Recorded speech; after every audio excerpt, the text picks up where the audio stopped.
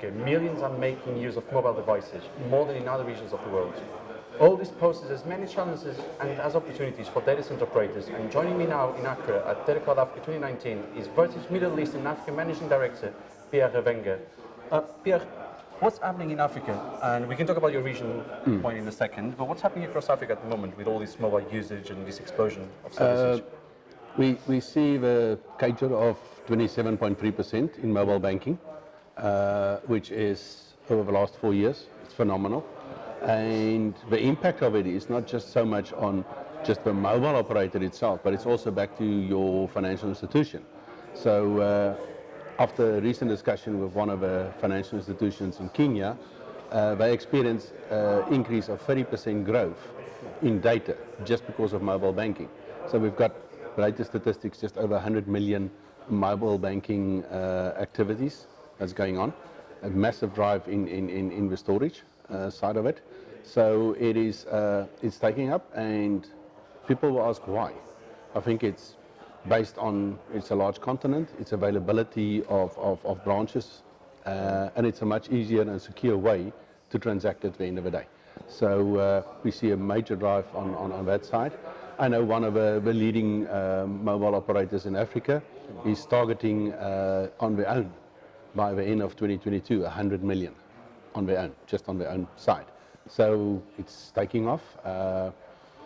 The availability of fiber that's coming into Africa is also helping that. And if you look at the increase in the smartphone activity in South Africa, the growth in smartphones compared to the rest of the world, although it's coming from a very low base, is still phenomenal. And that will continue. We foresee that trend to continue going forward. Okay, and before we talk more about the opportunity as well, let's talk about challenges. The African population is meant to more than double to more than 3 billion by 2050.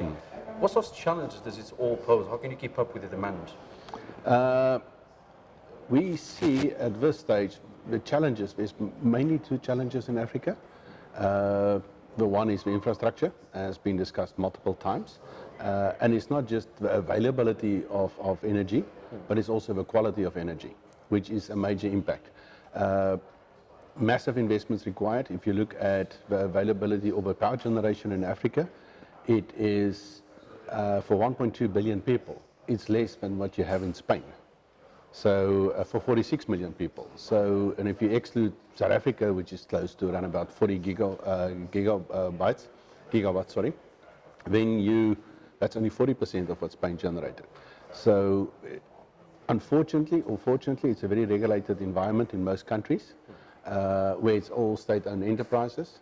And that's why we see in certain countries a huge uptake, and even in the data center space that we're looking at now, a huge investment into renewable energy, which is great for the environment, but it's also, hopefully in the near future, what we've discussed on mini grids, where you will see the access power, again, depending on the regulatory environment, being sold back onto the grid. So you will have two types of drivers. The one will be from a state-owned enterprise for power generation, and the other one will be a power selling back onto the grid, which will accommodate a big chunk of it. The next one is actually financing, and I think that is a factor that's slowing down growth.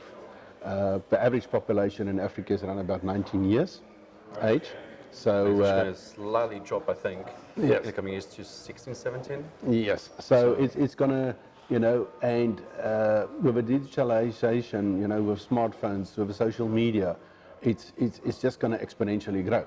And latency problems, we see a lot more fiber coming into Africa, not just vertical, but also horizontal from the west to the east, connecting in Africa.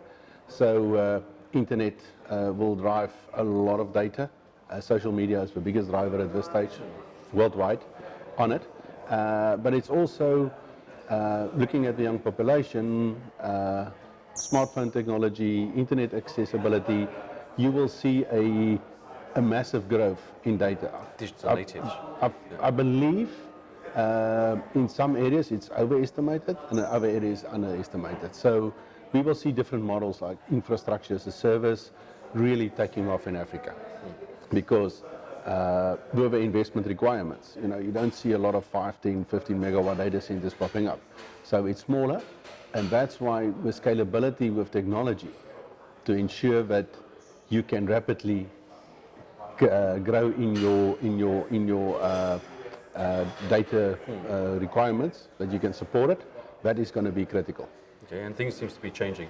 Do you think there's a bit still of a lack of Pan-African collaboration? Because a lot of the efforts seem to be focused on each country, each region specifically, and not a wider continental view Yes, of the market. there is a lack of let's call it a broader regulatory environment. Typically, coming back to the regulatory environment, where you have your protection of your personal data, there's still environments where you cannot take data onto the cloud. You need to host it within inside a country, especially in the financial sector, it's bigger. So regulatory environments will have a major impact on how they will change and how they will adopt.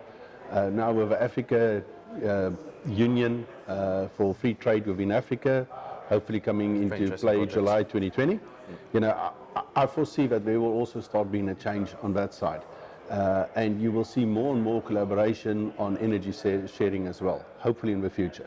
I know from a South Africa point of view, it's already happening with neighboring countries, but I think that's something that will spill out and help developing the infrastructure. It's definitely going to be a game changer to a lot of things. It will be a game changer to a lot. Before I touch on the Vertiv side, as we mentioned energy as well, what's the sort of climate change perception in Africa? Is it renewable energy? Are you using more natural sources? It is moving more and more to renewable energy.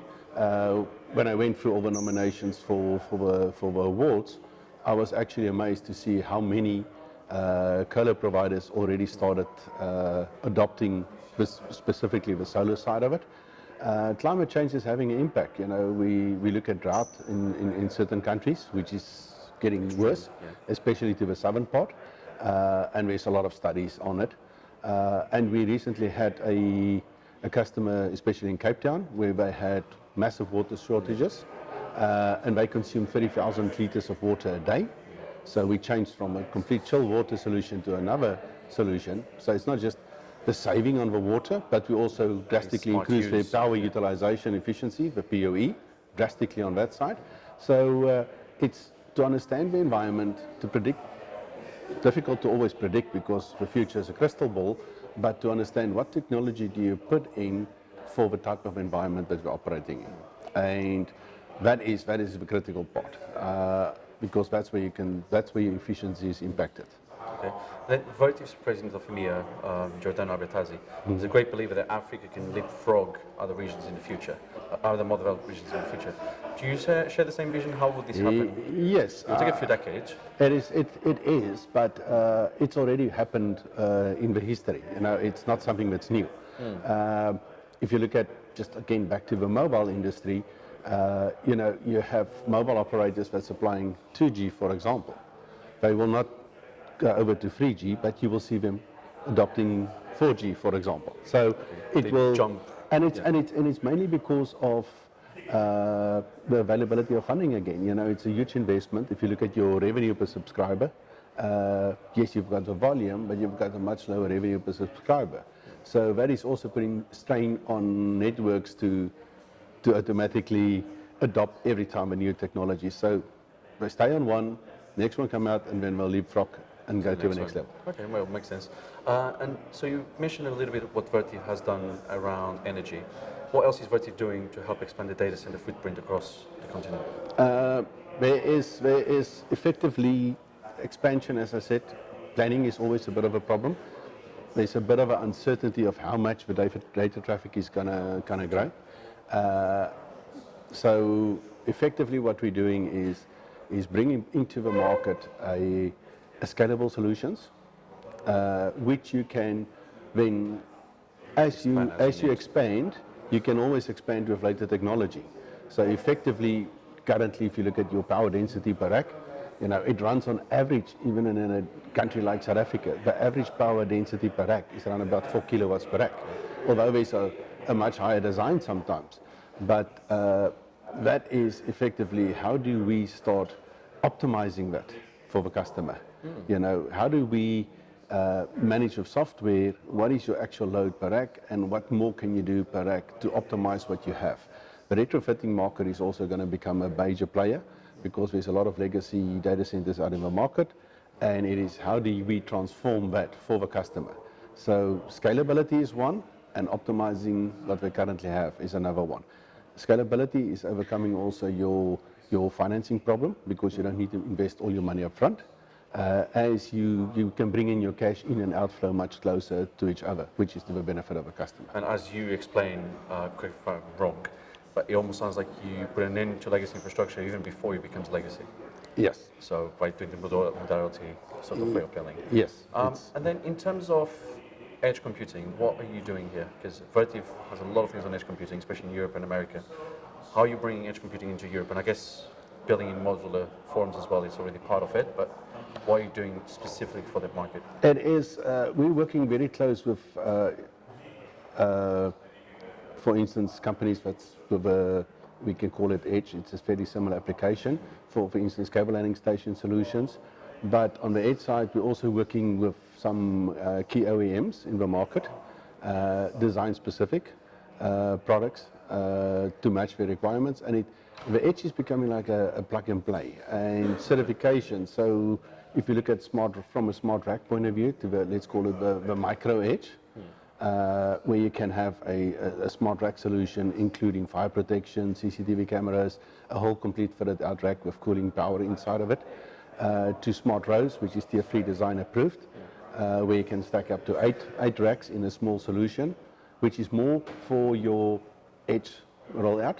But then we look at the bigger edge rollouts, typically for 5G, where you need that low latency, where we've got a scalable solution as well, which is a modular solution that we can keep on growing for the customers. So we work with OEMs, understand what is their design, what's their future, and then based on that, we integrate the solution so that effectively you get all in one box.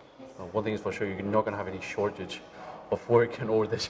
No, it is. But again, it is the takeoff. Typically, everybody's talking about edge. You've got the Internet of Things. You get the Internet of Medical Things, which is becoming Internet of Medical Things. No? Yes, okay. It's becoming a big driver now. Even in countries like in the UAE, where we've got all your information will be. So you might get that the doctor is contacting you and say, listen, we see your blood pressure keeps on going up, whatever measurements you have, and you need to come and see us. So your medical information will be stored on a central database.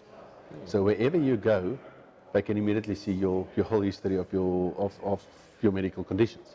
So that is also driving a massive amount of data storage. If you just think of scans and all your medical reports and tests and so on. So it's going to drive more data. And And we foresee that's going to happen. Africa is still slower on it, but e-government, e-learning, universities converting to digitalization, moving to a paperless environment, that is all going to drive data. So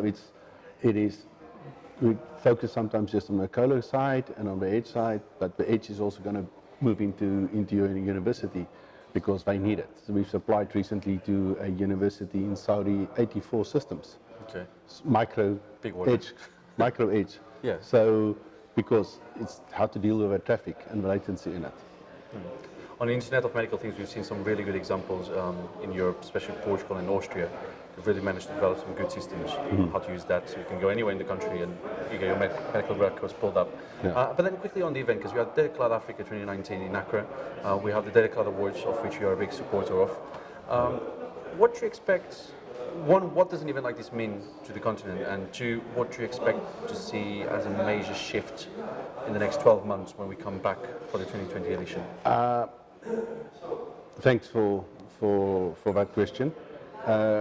We see Datacloud will go from strength to strength. I think this is a perfect opportunity for all the players in the market to get together to understand what's the latest trends, but also get feedback from the data, the colo providers and the other players in the market of what's their future planning, what's the technology, and understand what do we take out of it and come back with a more suitable solution at the end of the day.